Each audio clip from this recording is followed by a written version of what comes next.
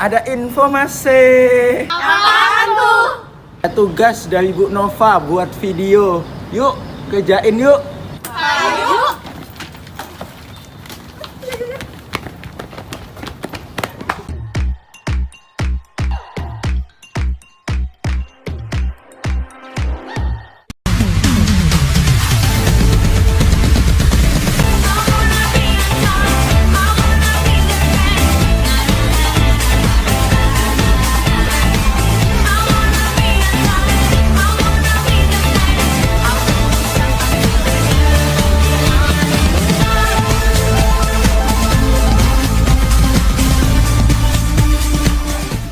Tujuan pembelajaran yang pertama untuk mengetahui bagaimana konsep Human Resource Management strategis. Yang kedua untuk mengetahui arti dari Human Resource Management strategis.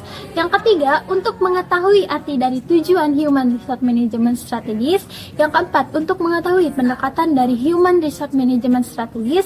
Dan yang terakhir ialah untuk mengetahui keterbatasan konsep dari Human Resource Management strategis. Human Resource Management dalam mengelola sumber daya manusia sering dikaitkan dengan Human Resource Management atau lebih dikenal sebagai manajemen sumber daya manusia, di mana HRM adalah hal yang umum diterapkan di lingkungan perusahaan untuk menunjang kinerja karyawan. HRM sering diterapkan di perusahaan berskala besar yang memiliki pola dan prosedur yang baik. Hal ini dilakukan untuk mencapai visi dan misi perusahaan. Nah, di sini kita akan masuk ke dalam materi Human Resource Management strategis, di mana memiliki pengertian yaitu proses yang melibatkan penggunaan pendekatan secara menyeluruh untuk strategi bisnis dalam hal pengembangan, di mana yang terintegrasi secara vertikal untuk strategi bisnis dan horizontal untuk satu sama lain.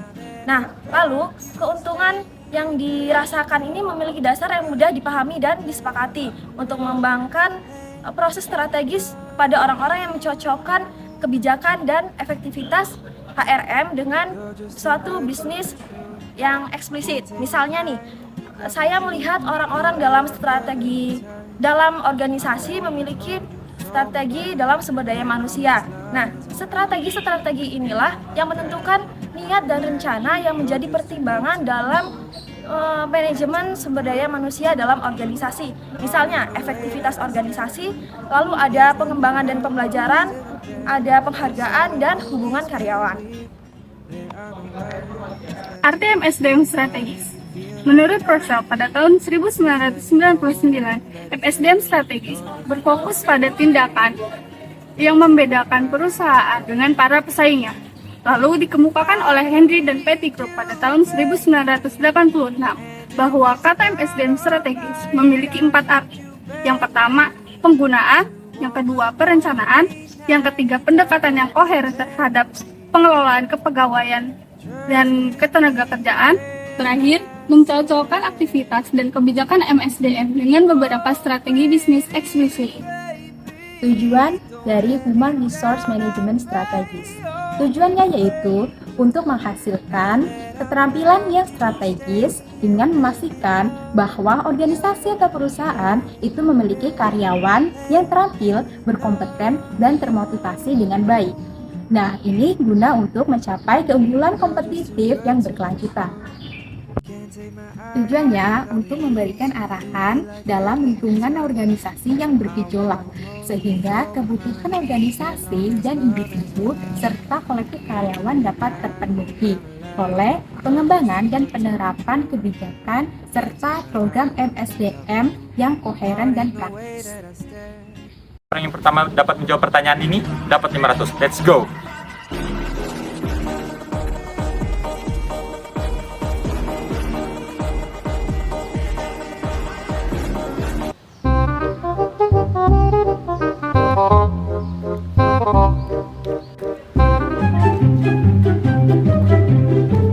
Mau coba jawab? Boleh coba?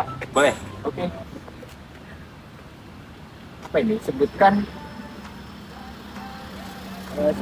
5 pendekatan HRM. Ya, Yang pertama itu pendekatan berbasis sumber daya. Yang kedua adalah manajemen strategi sumber daya manusia. Yang ketiga yaitu manajemen kinerja tinggi. Yang keempat adalah manajemen keterlibatan tinggi. Yang terakhir itu ini manajemen komunikasi. Oke, karena Om berhasil menjawab, Om dapat 500. Wow.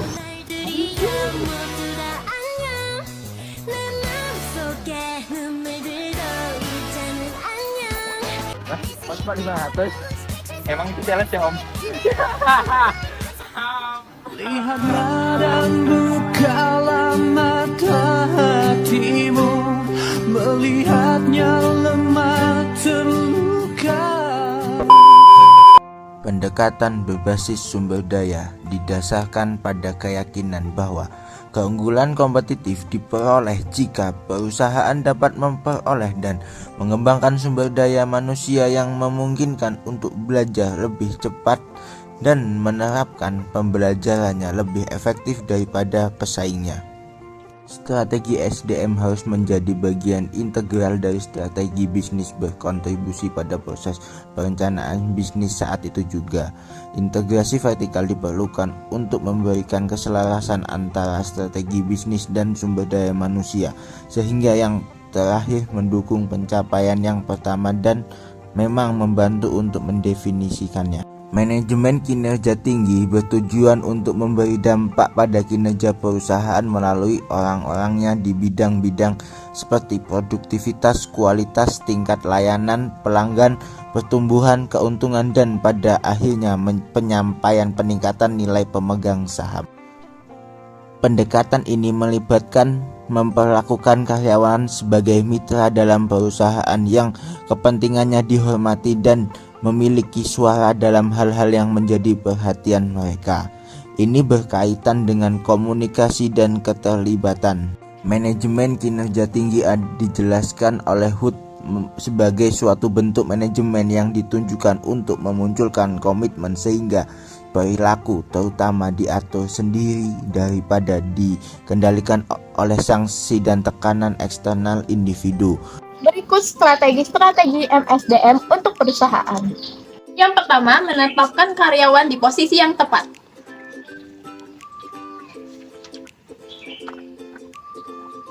Baik, setelah saya melihat CV dan kemampuan kamu miliki, sepertinya kamu cocok untuk ditempatkan di bagian pemasaran. Apakah kamu bersedia?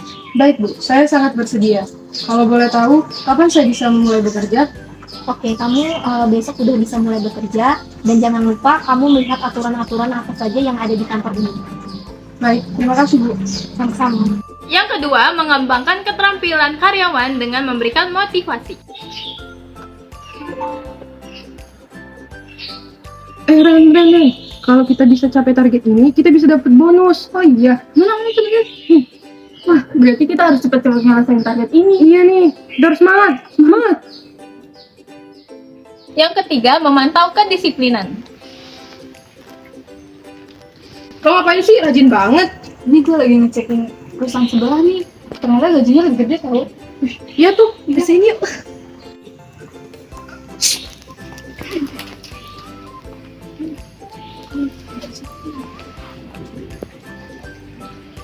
Yang bener ya kerjanya. Mana kerjanya males-malesan, target nggak capai.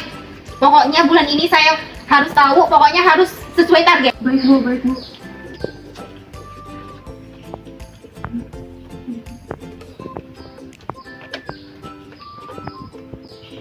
Kecil, nggak mau. Ini harus pindah ke perusahaan sebelah aja Pak. Yang keempat, menyediakan kebutuhan karyawan seperti laptop. Ini ada fasilitas dari kantor, kamu pergunakan yang baik ya. Baik Bu, terima kasih. Ya, sama-sama. Yang terakhir, membangun komunikasi seperti menyapa. Sore Bu, doang ya Bu. Iya. Beberapa hal yang perlu diperhatikan dalam menerapkan HRM bagi perusahaan. Yang pertama, menetapkan Human Resource Management atau SDM dengan perencanaan struktur dan job desk karir karyawan. Yang kedua, menetapkan SDM skill setiap karyawan sesuai dengan keahlian dan kompetensi yang dimiliki. Yang ketiga, melakukan manajemen training untuk fresh graduate supaya kebutuhan perusahaan terhadap SDM bisa terpenuhi. Yang keempat, melakukan evaluasi terhadap setiap karyawan yang telah diposisikan pada posisinya masing-masing. Yang kelima, mendukung dan menghargai setiap kebutuhan karyawan, seperti memberi apresiasi atas keberhasilannya melaksanakan tugas dari manajemen. Ini adalah keterbatasan pada konsep sumber daya manusia strategis. Yang pertama adalah strategi bisnis, lalu yang kedua strategi sumber daya manusia secara keseluruhan. Di antara kedua ini meliputi internal lingkungan serta lingkungan luar. Lalu selanjutnya strategi sumber daya manusia secara keseluruhan ini meliputi yang pertama strategi sumber daya, strategi pengembangan sumber daya, strategi penghargaan, serta yang terakhir strategi hubungan karyawan. Konsep HRM strategis tampaknya didasarkan pada keyakinan bahwa perumusan strategi adalah proses yang rasional dan linier. Di. Apaan sih? Ini lagi ngopi ikan mandi. Ini loh video kesimpulan. Oh, kesimpulan. Kesimpulannya adalah HRM dalam beberapa hal yaitu cara kita melakukan sesuatu. Itu dapat diwujudkan dalam bentuk strategi sumber daya manusia secara keseluruhan. Yang pertama adalah strategi sumber daya manusia, strategi penghargaan, yaitu strategi pengembangan sumber daya manusia dan strategi hubungan karyawan. Dengan adanya HRM ini, maka SDM dengan skill dan kemampuan yang tepat akan lebih produktif jika kita melengkapinya dengan teknologi dan fasilitas yang mendukung. Misalnya, SDM dengan tanggung jawab yang baik dalam manajemen keuangan perusahaan. Jika mereka tidak dilengkapi alat bantu yang tepat, maka mungkin SDM akan tampak biasa-biasa saja. Secara garis besar, dari sisi perusahaan, HRM adalah suatu proses untuk membantu suatu perusahaan untuk mencapai tujuannya dengan memanfaatkan segala sumber daya manusia yang dimiliki. Secara garis besar, kesimpulannya adalah HRM suatu bentuk kegiatan perusahaan dalam upaya mengembangkan sumber daya manusia yang dimiliki mereka. Terima kasih.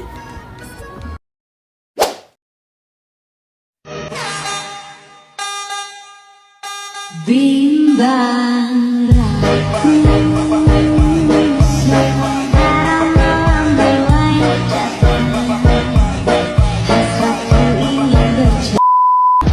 See you. Ya, let's go.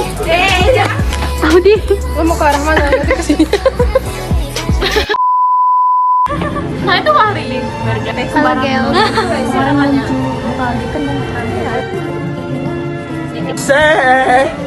Iya, no.